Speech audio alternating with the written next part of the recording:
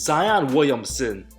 4 full years in the National Basketball Association, the most hyped prospect since LeBron, non-stop coverage, popularity, insane fame since the age of 14, viral dunks on social media. Given his size and balance, there has never been another prospect like him. Millions of followers before even stepping foot at Duke. The kid's supposed to be the NBA future and the potential face of the league. The promotions and talks about his ceiling with all-time great potential, now an all-time great for being unavailable. How's it going, guys? My name's Wilson. Zion costing his team a playoff berth. We all know whenever he gets a chance to play, an absolute stud every time on the court. Dominates, averages an easy 26 and 7 on 60% shooting. The problem is, he never freaking plays. An absolute travesty of a #1 pick. His weight and body concerns frightening to say the least. Combined with how the franchise operated his first couple seasons to failing Chris Paul, failing Anthony Davis, Zion's situation a little different. Having another star in Brandon Ingram, good role players, and young talent, it's the injury-prone lack of availability. Disgruntled, very quiet, doesn't talk much to the media, nowhere to be found after sitting out games, soon to be 23 years old, 114 total games played of a possible 328. That's less than 34% of possible games played, and the fact that he's only in his early 20s, all these missed games with ankle, knee, foot, and hamstring problems, imagine how he'd be like when he's in his 30s. Not even that. Many now concerned Zion's best days might be behind him. A legitimate concern if he will still be in the NBA by 28. It's not any part of his basketball skills that's holding him back. Naturally gifted, dominate whenever he's in uniform.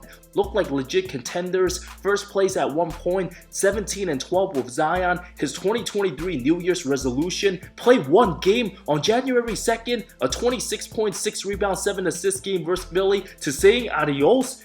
Where he's supposed to miss multiple weeks, to coming back at some point after the All-Star break, to his team desperately struggling without him, to no avail, falling out the 8th seed, ending up in the play-in, finishing number 9 with teammate Brandon Ingram, missing nearly half the season with injuries, giving his all. It's B.I. who's been the more impactful and available player. New Orleans will likely build around Ingram, seeing the dog in him despite Zion being more talented. So what if he's got all that talent? No killer instinct in the rehabbing process, lost time where he'll never get back, and all of a sudden he's gonna wake up one day and realize his career's over if he's not careful. The NBA simply doesn't wait around to babysit stars who don't use their talents and show up to work. He'll wake up before the end of the decade, before realizing he'll never step foot in another NBA game. The league pretty much moved on from the pathetic, no effort, lack of caring Ben Simmons. The only reason he keeps getting bashed due to his absurd max contract, paid till 2025, the highest paid guy in Brooklyn. With unexpected star Mikal Bridges and a bunch of role players stepping up, Simmons' excused back injury, of course he wasn't even gonna think twice about playing in the playoffs after sitting out a whole year and a half to get his shit together, just to come back playing like shit himself. Nobody feels bad for a loser in Simmons, and given Zion's action with the Pels, from wanting to go to New York since he was drafted, missing nearly his entire rookie season with injury, came back in March, instantly produced. Adam Silver and the NBA catered to Zion for the play-ins due to helping ratings and being a big name star. 4 full months of season delay, the league decided to continue on with the meaningless regular season, way too long in the freaking bubble, with New Orleans within striking distance, adding a 9 seed for contention. The NBA tried to do their #1 pick a favor, whatever necessary to spike ratings and interest, but the bubble ratings became an absolute travesty anyway. Pelicans went 1-4 with him in Disney, looked out of shape, only 21 minutes played, couldn't rebound, ruined his team's chances, being the popular choice to face #1 seed LeBron's Lakers. Zion, too much of a liability on D, the supposed main attraction at Disney, had to leave at one point with family emergency, understandable.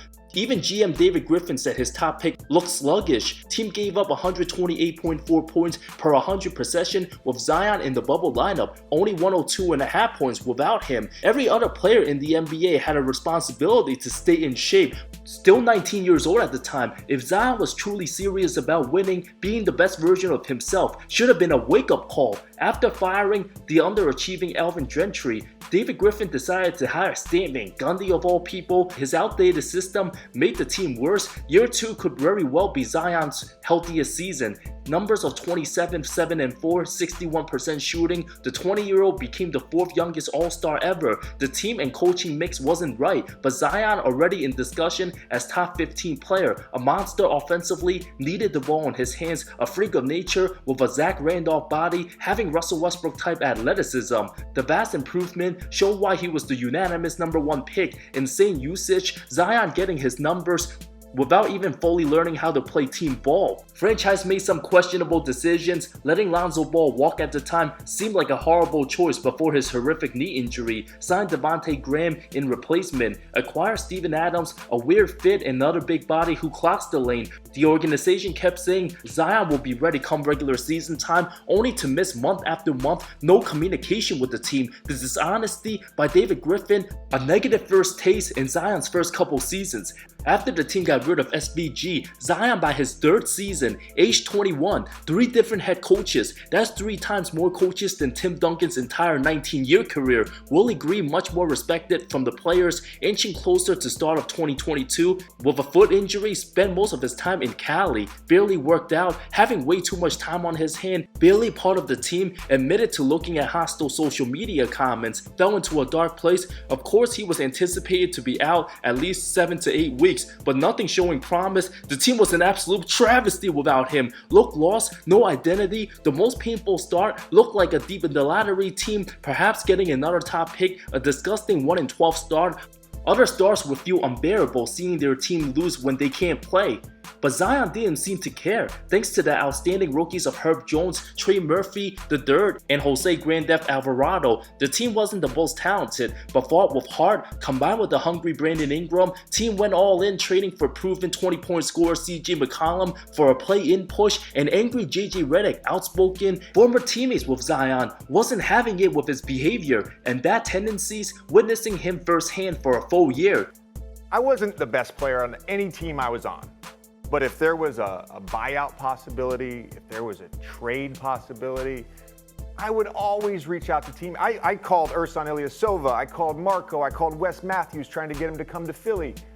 Like, this just shows a complete lack of investment in your team, in the organization, in the city. I get that he's hurt and away from the team, but you just traded for one of the 50 best players in the league.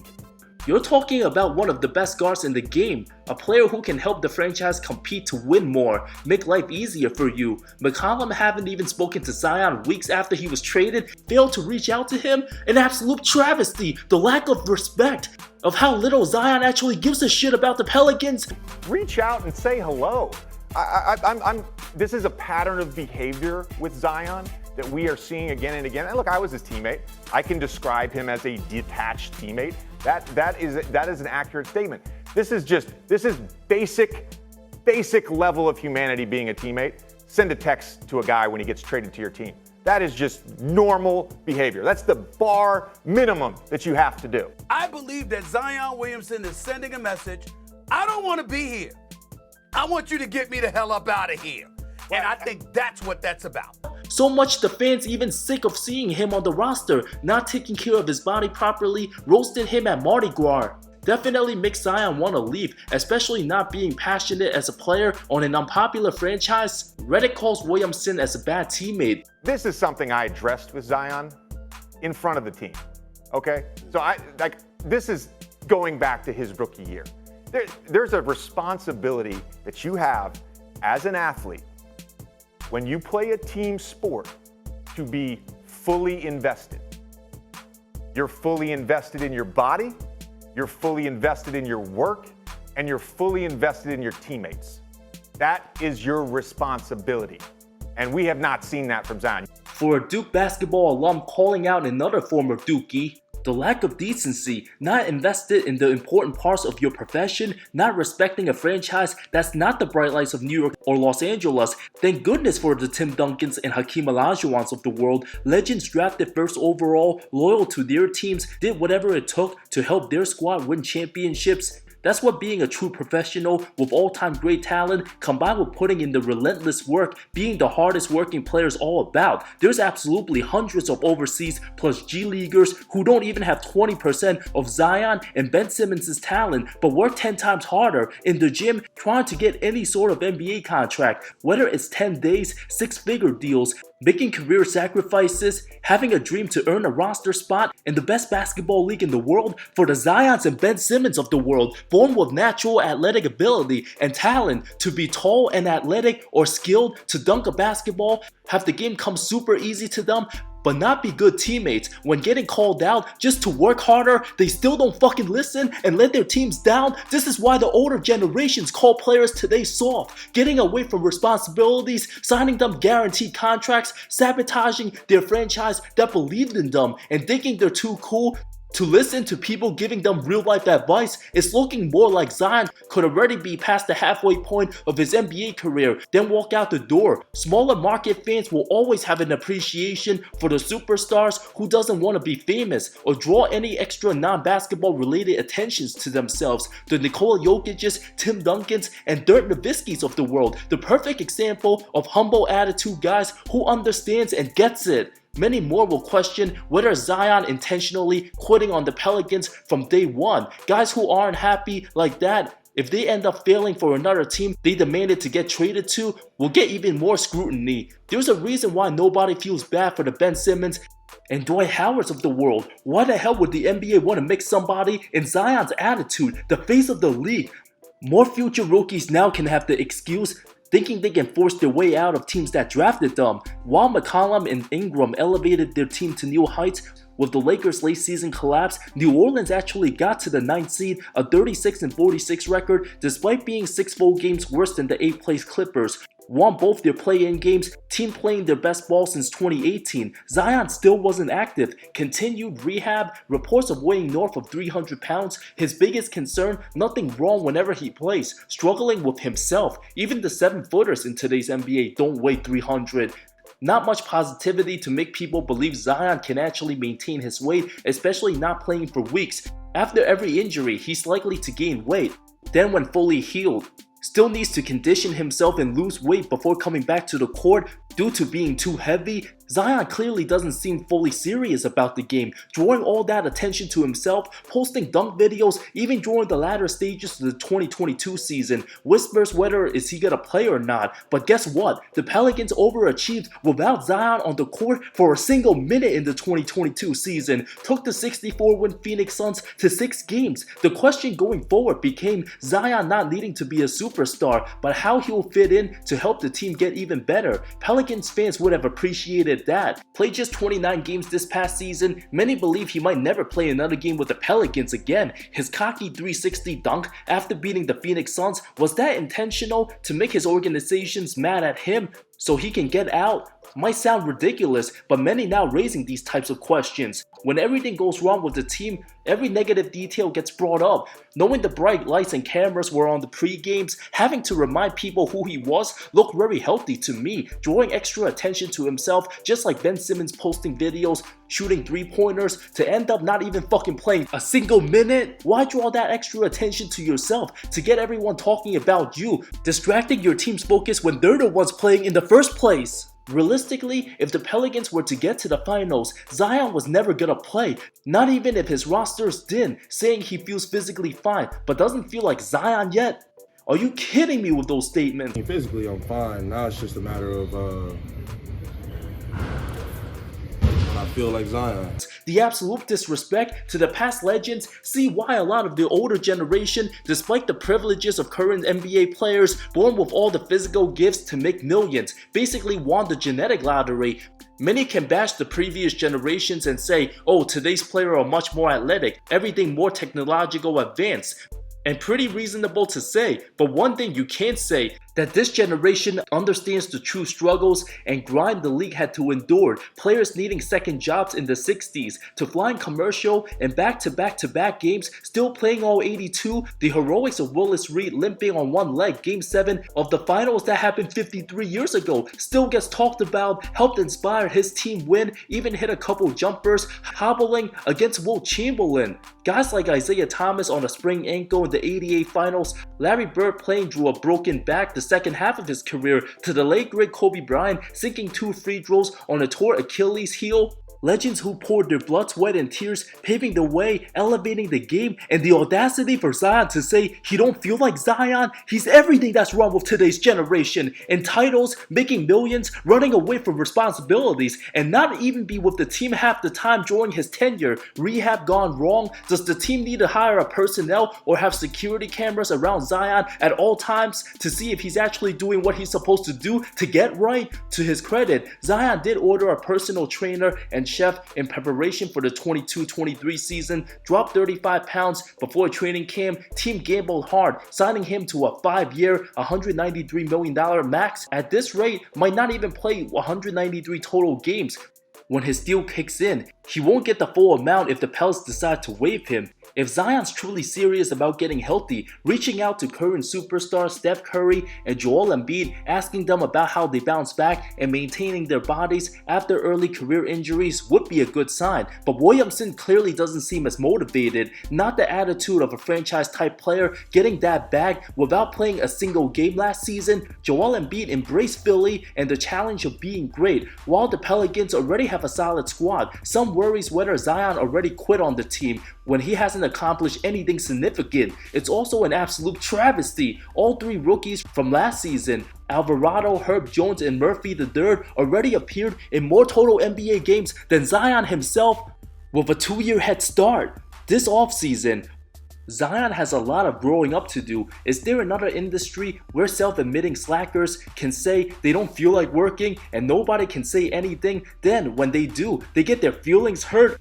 In the era of social media and savage comments, if the 22-year-old is truly serious about being the best version of himself, the best thing that can happen, refresh his mind, go somewhere in the suburbs, condition himself for months, get off social media, be healthier mentally, continue to work on his weaknesses? Or is he gonna keep building up the same old habits, a continuation of the same injury history? Or could things be already too late? The wear and tears of these All-Americans extremely frightening the last 10 years. Other former lottery picks, the Jabari Parkers and Lonzo Balls of the world, put insane mileage on their bodies growing up as teenage basketball prodigies, already damaged knees. Will Zion ever fulfill his potential, be healthy enough as an MVP caliber player, reach top 5 one day? Given his unbelievable talent, a lot more he can add to his game, but does he want it badly enough? The truly great ones all work extremely hard, becoming legends and all-time greats. Millions of stories about their incredible approach to the game, but not once has anyone talked about Zion's work ethic standing out. In fact, Williamson's approach likely ranks in the bottom. In discussion, one of the hardly working players alongside Ben Simmons. The things he's truly got to work on: maintain a healthy weight unless there's a condition. When many around him keeps repeating for years the same old shit, like how Ben Simmons refuses to listen on improving his jumper, many having to beg players just to show up to work, CJ McCollum drawing shade, not trying to make it super obvious. Throughout my career, I've always been the type of player to do whatever it takes to help the team. I could have took the easy way out and got surgery and sat and watched, but I'm not that type of person, I'm not that type of player. Even though it affected my performance, some nights I never made excuses. I just go compete and do the best that I can, and I always try to lead by example. I'm sorry, but athletes like that simply don't care and totally okay not living up to their full potential, leaving behind lots of wasted talent they'll never get back, cheating their fan base, organization, and teammates while collecting millions. Well-deserved criticism. Next season, Zion will be in the NBA for half a decade. The time to get serious is now. It's only up to him to decide if his body tragically ends up failing him, but he's shown all the effort, doing what he can control. At the end of the day, we can all respect that. There's a difference between Joel Embiid, who's about to win his first MVP, will have his name remembered as an all-time great big man, and Ben Simmons, who could have been a top 3-point guard already, but now the biggest joke of the NBA. Which one will Zion Williamson choose? The choice is his to decide his destiny.